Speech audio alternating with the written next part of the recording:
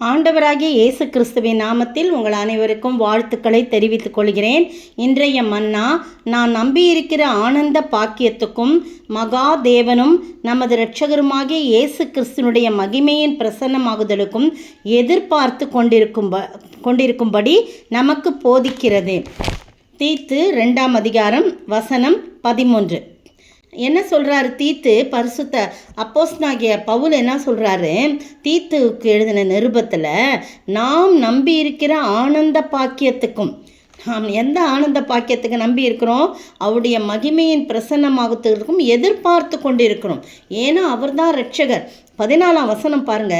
அவர் நம்மை சகல அக்கிரமங்களில் நின்று மீட்டு கொண்டு தமக்குரிய சொந்த ஜனங்களாகவும் நற்கிரிகளை செய்ய பக்தி வைராக்கியம் உள்ளவர்களாகவும் நம்மை சுத்திகரிக்கும்படி நமக்காக தம்மை தாமே ஒப்பு கொடுத்தார்.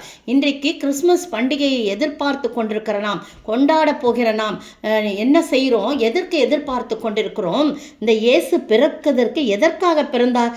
நம்முடைய அக்கிரமங்களிலிருந்து நம்மை மீட்கவும், தம்மை சொந்த ஜனங்களாகவும் நம்மை சுத்திகரிக்கும்படிக்கு தம்மை தாமே ஒப்பு கொடுக்கும்படியாக தான் அவர் தியாகத்தோடு பிறந்தார். அவருடைய பிறப்பே ஒரு தியாகங்க.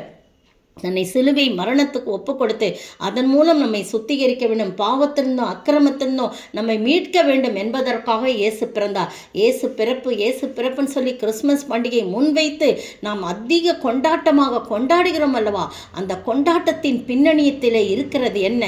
இயேசு கிறிஸ்துவின் பரிசுத்த தியாகம். பிரியமானவர்களே, அந்த பரிசுத்த தியாகத்தை நினைவு கூர்ந்து பாவத்திலும் சாபத்திலும் அக்கிரமத்திலிருந்து நாம் மீட்டெடுக்கும்படியாக வந்த அந்த இயேசுவை நம் உள்ள ஏற்று அவருடைய இரத்தத்தினாலே நாம் சுத்திகரிக்கப்பட நாம் ஒப்பு கொடுக்க வேண்டும். அதுதான் ஆனந்த பாக்கியம். அதான் சொல்லப்படுது, நாம் நம்பி இருக்கிற ஆனந்த பாக்கியத்துக்கும் மகாதேவனும் நமது இரட்சகருமாகிய இயேசு கிறிஸ்து நம்மை இரட்சிக்க வந்தார். பாவத்திலிருந்து சாபத்திலிருந்து பலவிதமான அக்கிரமத்திலிருந்து எல்லாவற்றிலும் நம்மை இரட்சிக்க வந்த அந்த இரட்சகருமாகிய இயேசு கிறிஸ்துனுடைய மகிமையின் பிரசன்னமாகுதலுக்கு நம்ம எதிர்பார்த்து கொண்டிருக்கும்படி நமக்கு இது போதிக்கிறது என்று சொல்லப்பட்டிருக்கு. இந்த அருமையான வேளையில் நீங்களும் நானும் ஆண்டவருடைய சமூகத்தில் எதற்கு எதிர்பார்த்து கொண்டிருக்கோம்? 1 கொரிந்தியர் 1:7 பாருங்களேன்.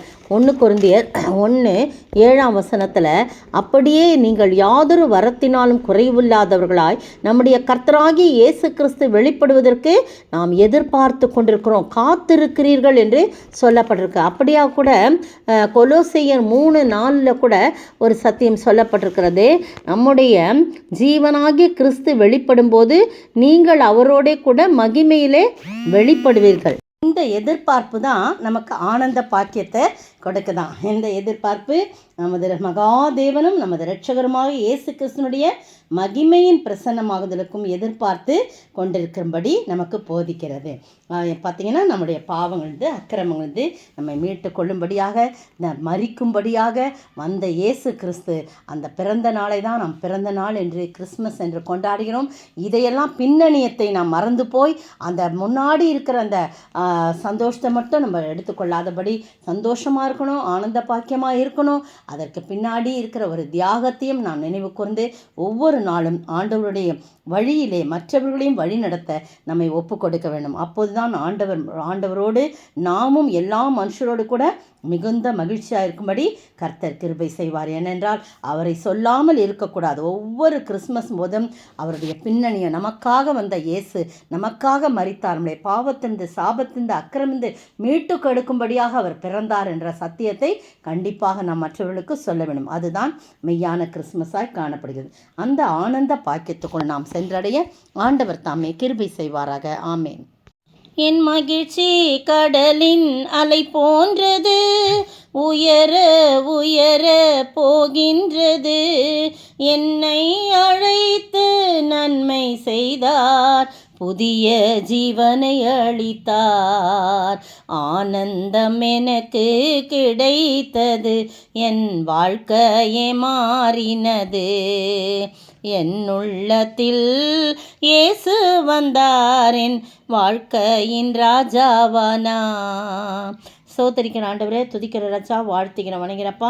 உம்முடைய ஆனந்த பாக்கியத்துக்குள் நாங்கள் எப்போது நிலைத்திருக்க உம்முடைய கர்த்தாவே, நீர் எங்களுக்காக இந்த உலகத்தில் பிறந்ததன் நோக்கமே எங்களுக்காய் மரிப்பதற்காக, எங்களுடைய பாவங்களுக்காய் அக்கிரமங்களுக்காய் மரிப்பதற்காக இந்த தியாக பிறப்பு என்பதை நாங்கள் நினைவு கூர்ந்து வாழ, அதை மற்றவர்களுக்கு சொல்ல, அறிமுகப்படுத்த நீர் உதவி செய்ய வேண்டும் என்று கர்த்தரும் மீட்பரும் ராஜாவுமாகிய இயேசு கிறிஸ்துவின் விலையேற பெற்ற நாமத்தில் ஜெபிக்கிறேன் பிதாவே, ஆமேன். நேற்றைய பதில், வெள்ளியும் என்னுடையது பொன்னும் என்னுடையது என்று சேனைகளின் கர்த்தர் சொல்லுகிறார். ஆகாய் 2:8. நாளைய தினத்திலே கிறிஸ்மஸ் இருக்கிறபடினாலே நாளை தினத்திற்கான கேள்வி இல்லை. இதோடு 26ஆம் தேதி இந்த கேள்வி தொடரலாம். நன்றி.